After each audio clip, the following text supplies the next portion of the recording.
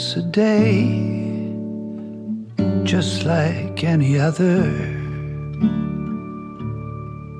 and I know that tomorrow will be much more of the same. Today was a day much like any other, and I'm afraid that tomorrow will be much more of the same. Andy came and visited me. I was in Charlottetown. For those who haven't been to Prince Edward Island, at anywhere on the island, you're only about a 15-minute drive from the ocean. Now you come to me with open arms and an open heart, and I will always be in love with you. During that first trip, we did the first week of recording sessions for it, and so the sea was just present at all times. And I hope that tomorrow will be much more of the same.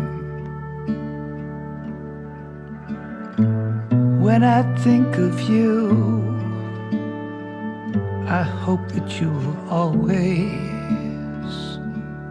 Hello, I'm Joel Stewart. Always love me. After 4 years at sea, a new project has arrived on our musical shores. From the world of Skydiggers, from longtime collaborators, a new album, Avast and Belay. Come on, let's live a little. Come on, let's live a little more. We got nothing. This is Employee of the Myth. Today's episode, Captains of Everything. And now, joining Jane Gowan and me in conversation, Andy Maize and Aaron Comeau, Captains of Everything. Today was a day unlike any other.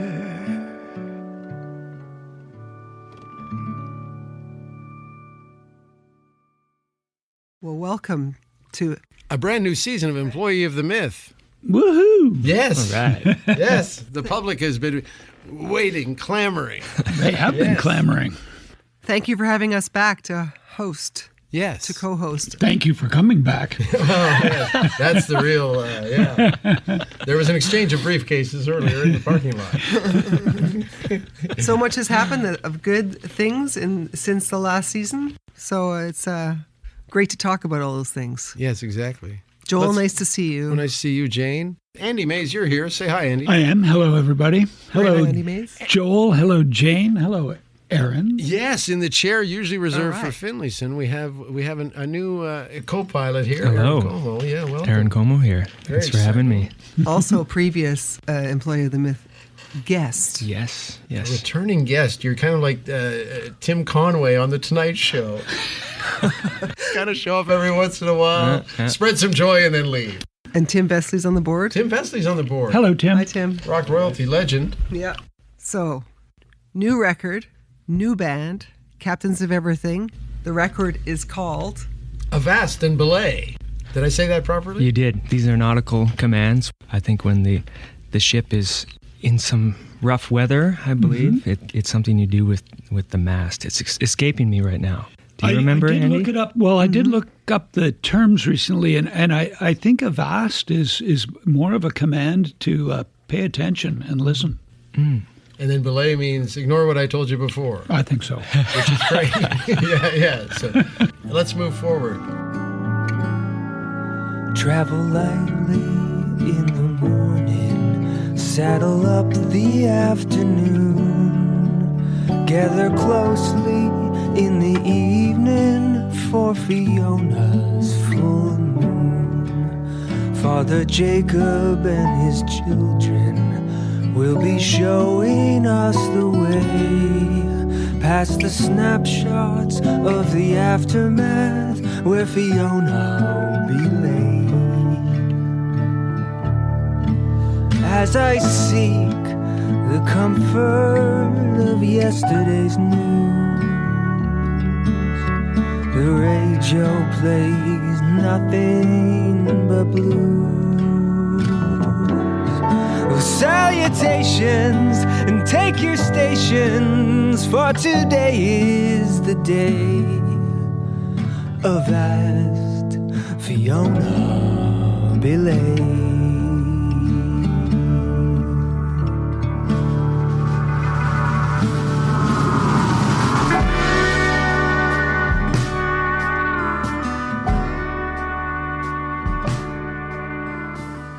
What a great name for a band, by the way. You. I was told as an adult, being the youngest of three boys, my parents' friends, when I was a toddler, used to call me Captain Andy because I was always ordering everybody around. Oh, wow. Yeah. Hopefully that's dissipated, that tendency has dissipated a little bit, but it is still there. We may instruct the listener to check out the episodes with the rest of the Skydiggers to corroborate how much of a Captain Andy still is. The nickname might make a comeback, Andy, even if the behavior has tempered itself. I hope so. Andy's pretty good. Yeah. And in this context, it's kind of perfect. Well, it was. It just leapt out at me when Aaron sang the line. It was like, yes, of course, captains of everything. Yes, and it's a bit like kind of childish, like, but in a fun, uplifting childlike way. Childlike, yes. Yeah. Maybe it's a giving kind of like a captains of industry. I always think of. It's like, to heck with you guys. We're the captains of everything. Yeah. You guys don't know what you're doing. There are some who think they are. Let us take it captains from of everything, yeah. Until later, I don't want to hear another sound. God forsake her as I hit the ground.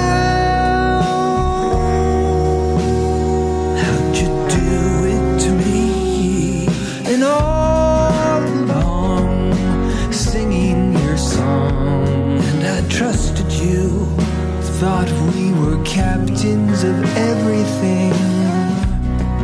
How'd we get along? Where did the nautical theme come from? Perhaps the setting. Andy came and visited me. I was living in Prince Edward Island at the time. And we started this 4 years ago, I believe. Mm-hmm. Andy came out. I was in Charlottetown. And for those who haven't been to Prince Edward Island, at anywhere on the island, you're only about a 15-minute drive from the ocean. So the whole time writing these songs, during that first trip, we did the first week of recording sessions for it. And so the sea was just present at all times. Mm-hmm. And are either of you sailors? No. Or nautical folk? No. So this is new territory for you in a way. Absolutely. Yeah, I do have an affinity for islands for whatever reason. Before moving out there, I worked in, there's a recording studio on the Toronto Island that I spend quite a lot of time at.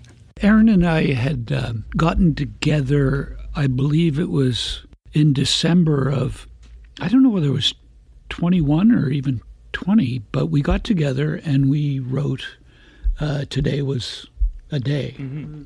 And at that point, we thought, wow, this is worth exploring. Josh and I then went out to Victoria in early 2022 to record Hide Your Light, Bide Your Time. Yeah. Mm-hmm. Finished in May, drove back to Toronto, got on a plane and went out to Charlottetown. We did a week of writing, and then we went to Aaron's next door neighbor, Adam Gallant, and started recording. And it was just like, let's keep this train going. Is it safe to assume that the songs that Aaron sings, Aaron wrote, and the songs that you sing, you wrote, kind of thing? Or here's where I'm going with it a little bit. As I listen to the songs that, track one being a great example, has a contemplative vibe that you captured on Hide Your Light, Bide Your Time when you wrote your song called A Wednesday. Mm-hmm. So I'm not surprised by the timing of when these songs were written, but it feels like you're in that space of saying, okay, I'm doing a little inventory and I'm doing a few things like that. With only 2 or 3 exceptions, most of the songs were written together. Oh, wow. In the same room, which was a new experience for me.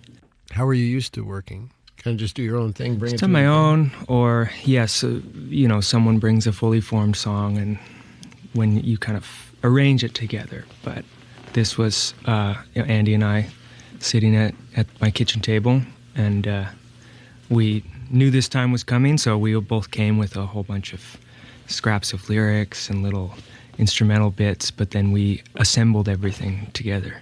Well, and another thing I quite love, I mean, apart from the title, which is very literate and taken from a lyric of the song, which is, again, we live in an era of moon, June, and spoon in terms of our rhyming, and I've done it.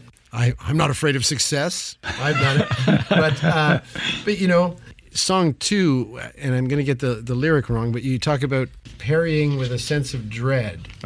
And whatever the actual specific line is, but I just love the fact that, okay, we're using words. We're creating feelings through words. We're not relying on a thing. It's just such an interesting way to articulate what the character was thinking at the time, that I find this so refreshing. Wow. And very exciting that way. Yeah, I think at that time, where my head was at least, is we were coming out of a time of being so isolated. Mm-hmm.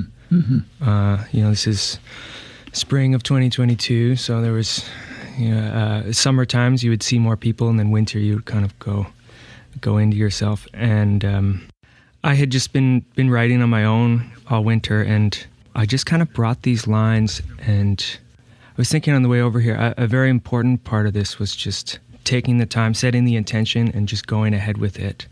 And so we had a week to write, and then we had the studio session booked the week after. And I think we had one song when you showed up. Yeah. And so we needed material to fill 5 days of recording.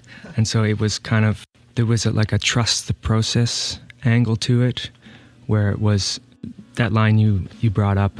It's kind of like, I'm not quite sure what this means, but it feels good there. Right. And I might find out what it means later, or the listener will put it together themselves. And that's why I'm certain that the well must go deeper. And that's why I'm certain that the road must go on. And that's why I'm certain that the well must go deeper. That's why I'm certain that the road must go on. Who puts the pause in the question?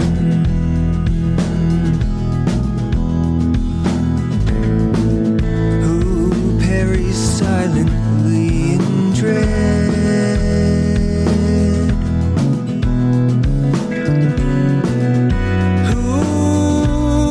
The ring on the finger. Who lays down your weary head? And that's why I'm certain that the well must go deeper. What's the lesson there when you talk about coming in with an intent?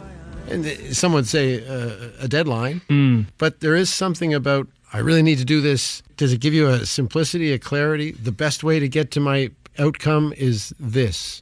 Yeah, it's almost like I'm not the best judge of what I should be doing. It's like almost putting the decision-making process in someone else's hands and approaching it almost like a collage, to kind of take disparate elements and juxtapose images and just put them together, and then looking at them the next day, and maybe you see something that you didn't see the day before. getting a fresh perspective on things. And one thing that has stayed with me for many years is, I think maybe you told me this, Andy, if you're ever writing an email and feeling lots of things, usually anger, that's on the internet. Don't hit send. Yeah. Wait 24 hours and read it again. Oh, yeah, the 24-hour rule. Yeah, for sure. So I kind of applied that to songwriting, where I tried to not be judgmental, either good or bad, in the moment. Just push it out, leave it there, and then look at it in 24 hours. And what were your general feelings after 24 hours? Did you toss a lot out? No, I think it was valuable having each other as sounding boards and as well as collaborators, because we had written earlier, before Charlottetown, just one song. We knew that we could collaborate, and so that gives one a certain confidence to move forward into the process, even if you're not 100% sure what the process is going to be. And we had exchanged bits and pieces. We weren't starting with absolutely nothing. Aaron had sent me some improvisations that he'd done, and I would go, I like that one from 1 minute to 1.5 minutes. Let's pull that out and see if we can build something around that. So, it was a really productive week, that's for sure. And then going into the studio, we both like to work quickly. Aaron is a really great arranger. You can really hear it in a lot of, particularly in some of where there are multiple guitar tracks, like The Stroll. Yeah. And you hear the way that the different parts interact. And that's all Aaron. He's weaving the parts together, and he's hearing that in his head before going in. Well, for the record, I was also wondering what I was going to do.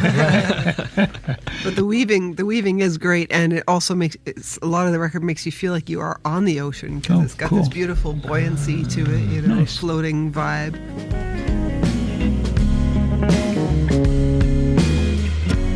From the bridge I see the city skyline as it fades into the black.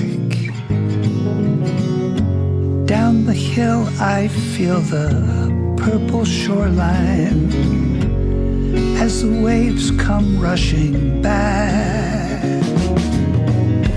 Carry me across the river, water washing over me.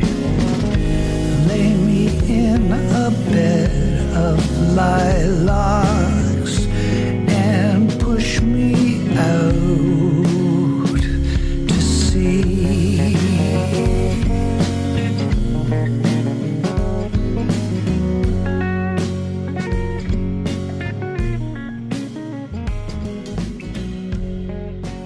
Aaron, I know you're very adept musically on the piano as well, and you do a lot of classical and those kinds of things, more improvisational.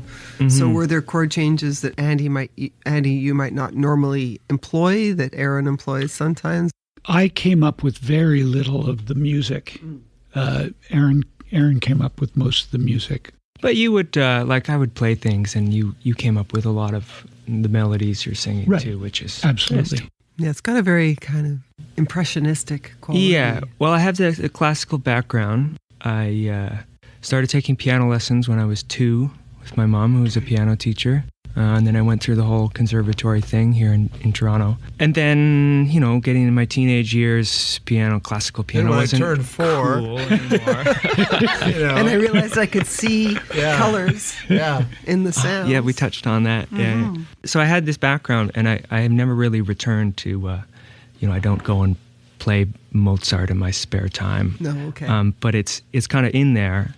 And so I take those memories in my fingers and basically play them slower. That's kind of what it comes down to, is a lot of this classical, not a lot of this class, but a lot of classical music, especially piano repertoire, is very athletic in its execution. Yeah. And I love the music, but I just have to play it at a slower tempo. And that's where those chord changes come from. Do you write on keyboard versus guitar? Yeah, a lot on piano. And again, it's this kind of suspended judgment process that I go through for probably over a decade now. I've been improvising on the piano in very organized, like 40-minute sections. I go and play a set, and either at home, or there was a cafe in Toronto's East End that had a piano for me for many years. And I go and play, and I bring my Zoom recorder, and I record it, and I set myself up and just play anything that comes up and kind of follow where this note goes. And then I listen back to that with some time in between, maybe a few days or maybe a few months, and take notes. And that's kind of where most of the music I write comes from, is this kind of process. What do you love about this record? I love that it was something that we set out to do and accomplished. I mean, it was spread over almost 4 years. And so we would work on it when we had a little bit of extra time. I love the whole process all along the way. And we incorporated friends into the creating the artwork, into creating the graphic design. It's all been very rewarding. And now that it's done, it's like, okay, that's terrific. Can we talk about the artwork? Because it's really beautiful, and there's a booklet that goes along with the... there's a special edition that you can purchase, right, with vinyl and the booklet? Yes, yeah. And it's how many pages booklet with... 28 pages. Full illustrations by Dmitry Bondarenko? Yeah, my friend Dmitry Bondarenko. And he's a very talented artist here in Toronto, and runs a weekly life drawing session, and I've been collaborating with him and this group of artists around him for over 10 years now. And these particular images came from a booklet he produced. The images, for the listener, and maybe we'll link to it, are kind of nautical figures. They're all portraits that he drew in pen and ink. And the beards of the characters are drawn to resemble different knots that one would use on a ship. So it's very kind of, I don't know, surrealistic. It is. And some of the hairdos, there are some female figures as well, and their hair is tied into a knot, and he's named each knot. Each illustration has a knot title. Yeah, it's very, very clever. We were looking, and it was looking for some artwork to put for our record, and this was just laying around my house, and as soon as Andy saw it, he thought, oh, something struck it. Did you grow beards for the recording session? We did not. No. Didn't have toques and beards? No, we just went out and bought them. You know. But can we talk about your trumpet playing on the record? Yes, because you it's can. there, isn't it? There is a little bit of trumpet, as directed and by Aaron. He directed me. You encouraged as to Aaron? What to play. Good. Yeah, I'm glad to hear that. Yeah, Andy brought his trumpet, and I wasn't going to let him leave the province without playing a little. I like that attitude. Yeah, it does add a lot. I mean, it adds a beautiful texture. Is it on one, two? How many? It's on songs? several tracks. Yeah. And it's 2, buried in a few. Is it just 2? I think the Stroll and then Fiona. Yes, it's heavily featured on the last track, Fiona, at the end, where there's kind of. We had several drummers on the record, but Galen Pelly plays on that one, and we had him do kind of a marching band style thing, and we couldn't have a marching band without a trumpet. And to jump around a little bit, one of the other influential factors in the recording of the record is the first session that we did in Charlottetown in June of 2022 was not long after Hurricane Fiona had devastated a lot of the trees, and it was before, actually. It was before, but I mean, it was almost like a premonition. Our session. Oh, but you wrote Fiona after Fiona wasn't part of the first session. Yeah, it was about 3 months later. Okay. And Fiona don't let the truth get in the way of your story. Well, Fiona was right before, about 2 weeks before our second sessions. Well, there you go. October of 2022, which we did with Carlin Nicholson in Toronto. Okay. I wrote Fiona on the piano about 3 hours before the storm hit. Before the storm? Really? I have a few voice memos from my... Wow. That's amazing. And they had named it already. It was crawling up the coast. Of course, everything has to have a Snowmageddon. And they were going, kind of hunker down, and then there's a timestamp on it. I think it's from 9 or 10 in the evening, and by midnight the power was out, and then we didn't get power back for 8 days or something. Oh, wow. Some people on the island were out for a month, and it knocked down, without exaggeration, 50% of the trees. Yeah, the trees. Oh, really? That's so sad. Driving there for the first time after the hurricane, boy, the devastation. Yeah. But reflecting on it several years later, it did knock down so many trees, but it provided this opportunity for regrowth. And there's this park in Charlottetown called Victoria Park. It's right on the edge of the bay there, and it lost probably even more than 50% of its trees. And so for the first summer, it was kind of, it looked like a war zone. But then within 3 years, it was all completely green and lush, and this forest floor that hadn't seen the sun in decades. Oh, wow. Because all the trees were knocked down, this whole new ecosystem, amazing how things regenerate, grew up. And as we said, this record took about 4 years to make. So that kind of theme, when I was visiting this park to walk my dog while we were still working on this record, that sense of destruction leading to regrowth in unexpected ways kind of really seeped into this. Nice. Amazing.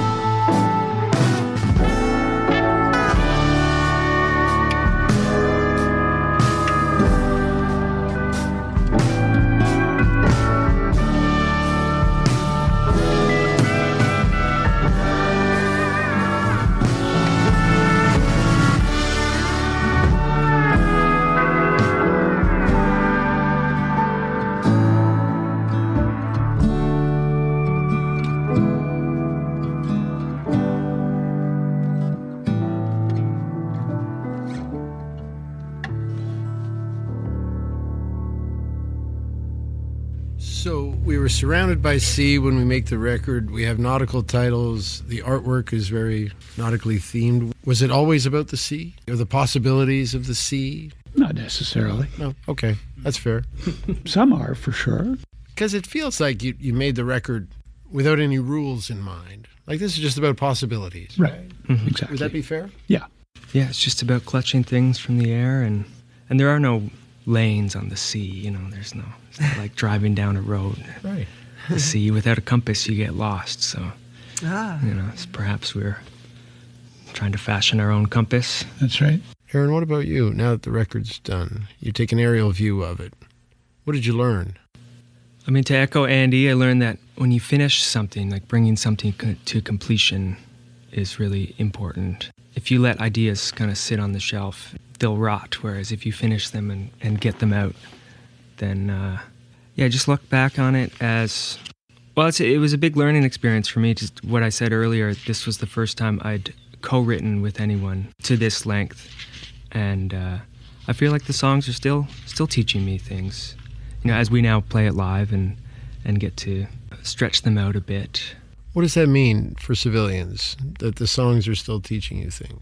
Well, when you fix something into a recording, which is, and before this, Andy and I had played this live only once. And when you take an idea and a song and fix it into a recording, every time you play it back, it's the same thing. And it gives a certain concreteness or solidity to the idea, like that's how it has to be. Right. And now that we've been rehearsing for a few weeks, playing these songs with a backing band, and it's opening them back up for me, that we can, each time we play the song, it's a little different.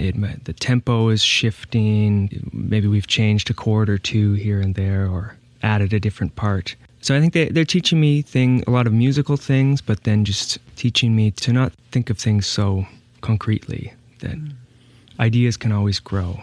Now, when you say you've never written with anyone before, it's like, okay, well, if I'm going to start co-writing, I might pick someone of lesser stature who may not intimidate me as much. Not that Andy's an intimidating person in any way. I stand corrected. Captain Andy. That's right. But, Andy is a bit of an icon, And so I think it's very courageous, Oh, thank you. Yeah. To be that open with him. And Andy is very, of course, welcoming and accepting, and is a teacher at his core, I think, as well. But that was not intimidating for you because you've been in a band with him. But it's different taking that step, right, of co-creating versus performing. Yes, yeah, and I don't remember exactly, but I think it was a bit intimidating. Really? Yeah, and maybe I discovered this way of just throwing ideas out there without judgment as like a coping mechanism almost. That Yeah. if I try to judge my ideas with this icon in the room, they might never leave my head. So I kind of had to just. Well, that's a learning thing too. Yeah, right? Absolutely. And you must emerge from the process with confidence. Yeah, for the next one. It's nice to look at something and say, I did that. What's that line from Wheat Kings? No one's interested in something you didn't do. That line came to mind a lot. Right. But Aaron is a young man, but an old soul. And I learned so much from collaborating with Aaron.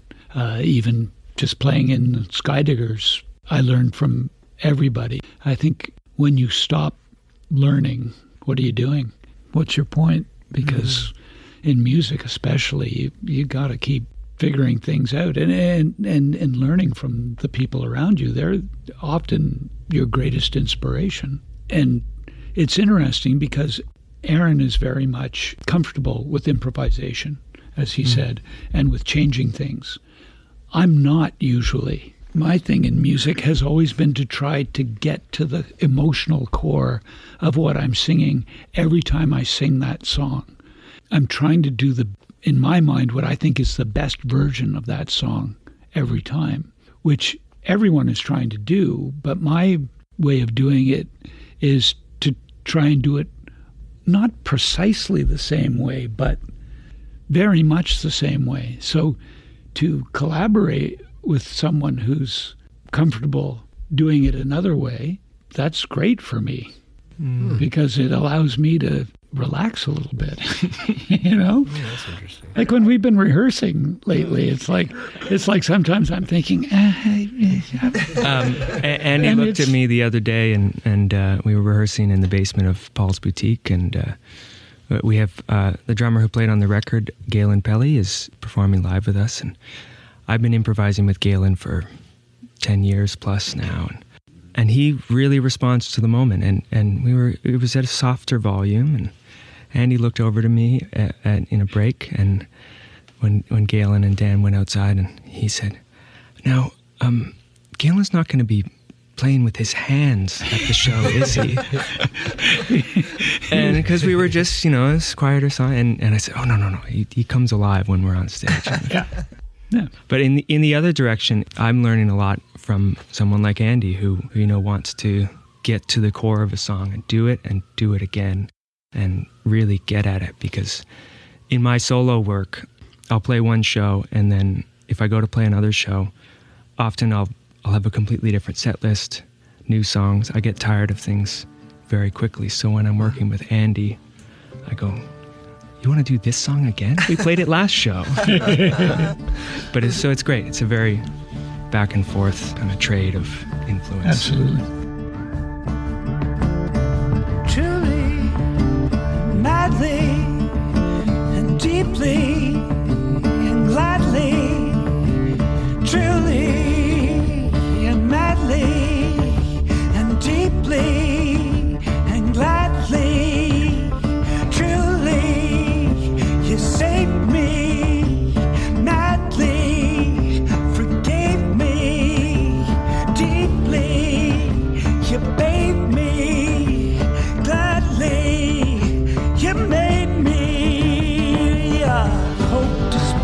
Sometimes I could tame the lion like never before.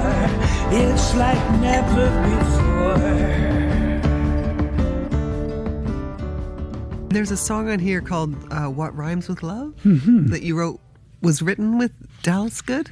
It was something that when we were writing in Charlottetown, one night lying in bed, I was watching videos on YouTube, as I will often do, and I came across a video of the Sadies being interviewed by Gord Downey at the bathhouse.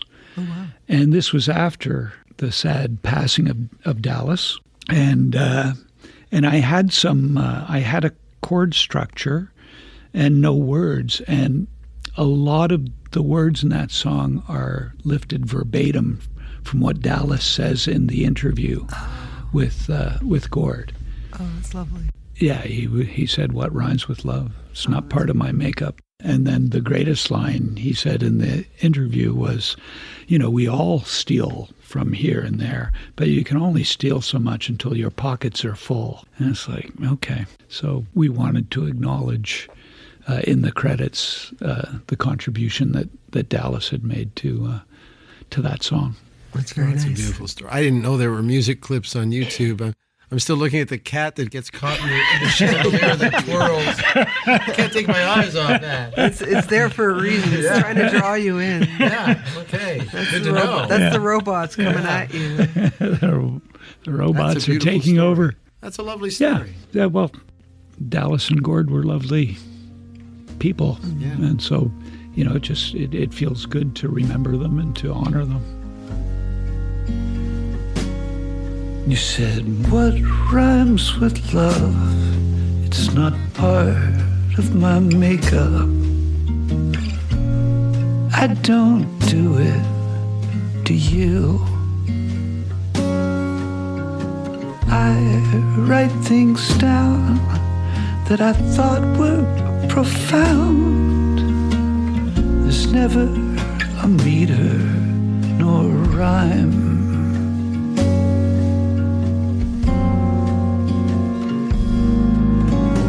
Wasting my time trying to make this thing rhyme until my pockets are full. What rhymes with Rome when you're far from home and leaving it all up to chance? There's a lot of love and kindness on this album. Like some of them I just think as pure love songs, but also it's almost like there are, what do you call, not a protest song, but something to get people rising up, like let kindness define us. Is almost like a protest song for kindness. Would you see it that way, or how did you see it? Yeah, I mean, Because it's kind of big and dumb, right? It's for the people. It's one chord almost. That's right. Maybe two. it's a chanter. Like we Yeah. can chant that at our next rally. Yeah. Let's hope that we can get back to a little more of that. Today and tomorrow, the day after that, We beg, steal, and borrow. can you imagine that? You can let it go. Just let it go. Let it go. Let it go. Let kindness define us. Let kindness define us. Let kindness define us. Let kindness define us. But I wanted to ask you, Andy, because we do talk about the nostalgia thing a lot. What's the difference for you between nostalgia, which we all appreciate, and something like sentimentality? Good question, Jane. If there is a difference, and I cannot define what it. For myself, I can't really define what it is because I am both nostalgic and a sentimentalist. Would you define yourself that way, Aaron? I mean, you're young, so the nostalgia is there are shorter periods. But Do you feel like you share some of that feeling with Andy in that way? Yeah, I think I've been a nostalgic person, but I've actually been trying to kind of work against that lately. I have been mistrusting nostalgia lately. Tell me more about this. Knocking nostalgia is like saying Gandhi did no good. Tell me more. That, people have a way these days especially of building up the past to kind of epic, godlike proportions. I feel that way about most of the 80s bands who were selling out the Budweiser. I'm like, I didn't think they were good then. Are you going to see the... I won't name names. And perhaps nostalgia in itself is not what I'm mistrusting, but kind of the commercialization and how much it's taken over, and the endless reunion tours, and I went and saw Elton John on his quote-unquote reunion tour, and then he came back 2 more times. Oh yeah, no, he had a press release. Did you feel ripped off? He's going to do a world tour, a little bit, final world tour, because he wants to spend more time with his family. And then they gave 3 years of tour dates, and then COVID happened, and then they kept doing. Anyway, it's just crazy. Yeah, so I think maybe my the seed of my bone to pick with nostalgia is coming with the fact that it is pushing other things out of the way, taking over, and people are valuing old ideas over new ones these days. I wonder, when I think about this thing, there's always a song lyric that comes to mind, and it's from Jonathan Richman and the Modern Lovers from his song called That Summer Feeling. But it says, do you long for her or the way you were? Mm-hmm. You know? Do you really miss that? Do you really miss that person, that song, or do you miss where you were at in your life at that time? There's a very interesting delineation there that I wonder, well, I don't know. I just thought I'd try and sound like I had a record collection on this music podcast. You're a musicologist. Yeah, that's right. I know 5 lyrics. That's one of them. But that's an interesting... But in some ways, they're all part of the same thing. Whether you miss that specific thing or who you were at that time, it's hard to separate those things. And that's why, Jane, when you're asking about nostalgia and sentimentality, they're I was with my brothers having lunch on Friday, and we were talking about, our childhoods, and it's both nostalgic and sentimental to be with my brothers and to be able to laugh and to talk about things and remind each other of things. And that, I guess, I enjoy that. There's no going back. I know that. There's only one direction we can go here. Yeah, that's right. Tripping down the street, laughing between the sheets. Right or wrong, you've always been there, right beside me. My love, when are you coming back again? Do you know how long it has been? My love, when are you coming back to me? Can't wait. I can't wait to see you. When I first heard the record, and I've listened to it a few times now, obviously, but the first time I remember texting Jane going, I really like this. And there were things of it that almost felt like a Broadway, like that there were some Broadway type songs. Oh. Some of them had the structure, the chord change you're not expecting. A lot of the vocal deliveries felt like the moment where the spotlight was on the person and they were sharing intimately with the audience. And I guess I'm guessing by your reaction that you have no knowledge of the Stephen Sondheim catalog. No, So, sir. I'll be over Andy? here. Over to Andy. Got that one wrong, didn't I? No, not at all. It's all in there, right? Everything you've heard in the course of your life is inside somewhere. It's really part of the soup of this record, I think. There's a little bit of show tunes. I mean, there's a very robust theater and kind of show tune scene on Prince Edward Island. Oh, so yes. I was seeing a lot of, really? of shows like that. Well, I wonder. Yeah. I wonder, because that Confederation Center hosts some great stuff. Yeah. So I think maybe the year you came was the year of the Alan Doyle musical, which... Telltale Harbor? Yes. Yeah, so I've seen a lot of. So maybe you're tapping into something that I didn't even think. Aaron to be Comeau, aware you're of. a musical sponge. I do Absolutely. believe. It's nice to know that I could be right. Yeah. You know what I respect is, Andy, you're able to sing these very beautiful songs about love and your feelings for the world or for other people, but you're also able to dig in and use the word sexy.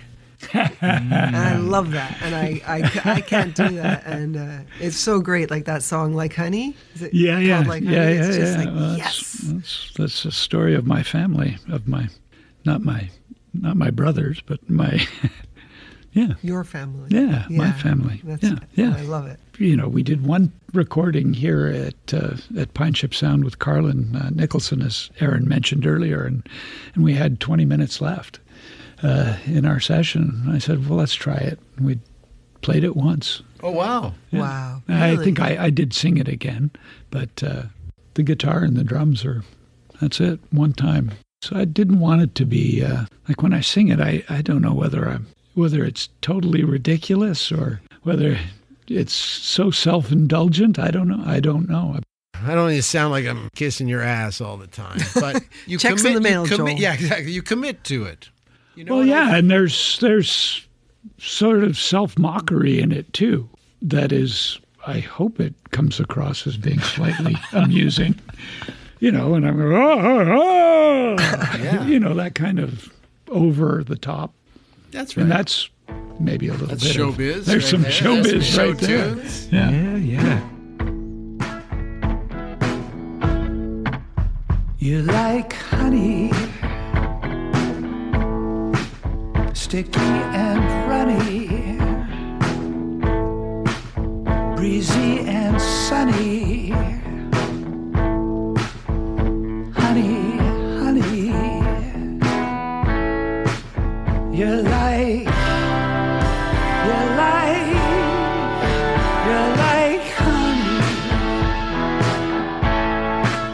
She's in your tummy, another honey, our little bunny, baby honey. She's our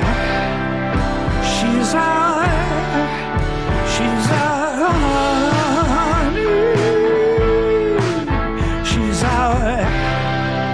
She's our little honey.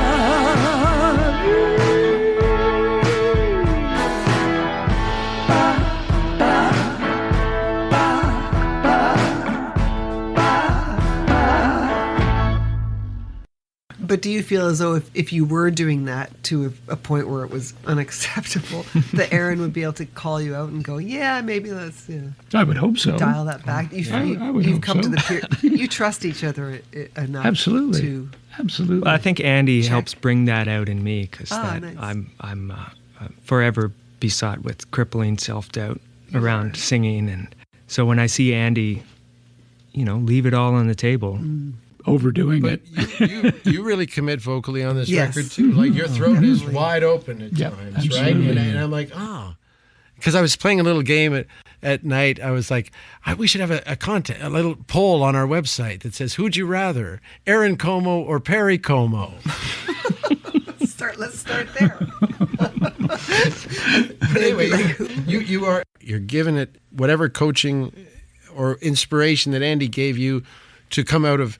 I'm not going to call it your shell, but your vocal shell. Yeah. And I think it's Yeah, a that's tough why thing I'm. to do. That's why I'm certain you're going for it. Yeah. What did you learn from Andy?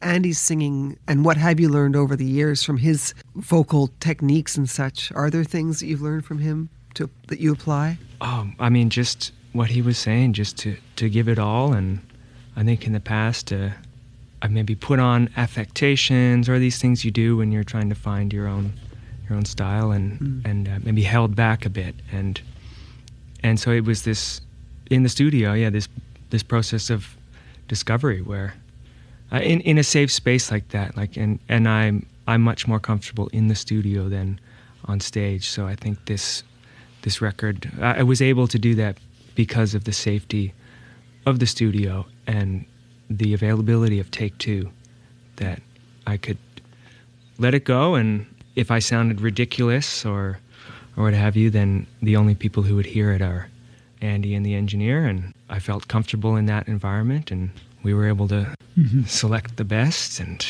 put it out there. Do you like singing, though? Like, do you enjoy the process of singing? I do, very much. Yeah, I moved back to Toronto from PEI a year ago, and I've since started several bar bands playing in fine establishments such as the Cameron House and Noonan's on the Danforth, where everyone is a lead singer. Whether it's 3, 4, 5 people, no one gets off stage without singing lead on at least one song. And we're echoing that in our performances at the Cameron this month with the Captains, where our drummer and bass player have to sing lead on a song each. I love that. Week. That's always a tricky one. The drummer singing? Yeah. And that's Galen. Galen Pelly and Dan Mock is on, Dan on the Mock. bass. Yeah. I know it took you 4 years to make this record, so this is a very unfair question. Do you think you'll make another Captains of Anything? Good question.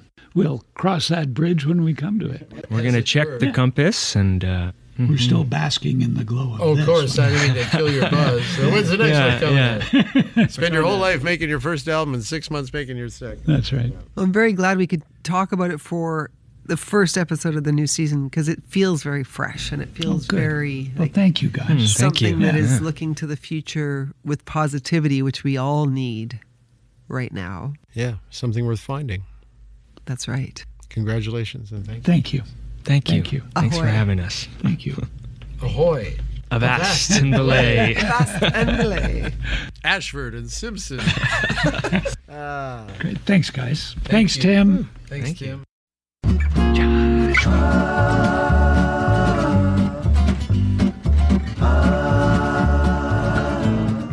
You've been listening to Employee of the Myth. Captains of Everything's debut album, Avast and Belay, is available wherever music is enjoyed. Today's show was recorded by Tim Vesley at the Woodshed Studios in Toronto. The podcast is hosted and mixed by Jane Gowan. If you enjoyed this conversation, please rate, review, share, subscribe, and play it loud. For all your news and dates, visit skydiggers.com. I'm Joel Stewart. Thanks for listening. Don't look to me for the answer. I don't know nothing anymore. I'll do my best in the meantime and wonder what it's been for. Je t'aime toujours, mon amour. Je t'aime toujours, mon amour.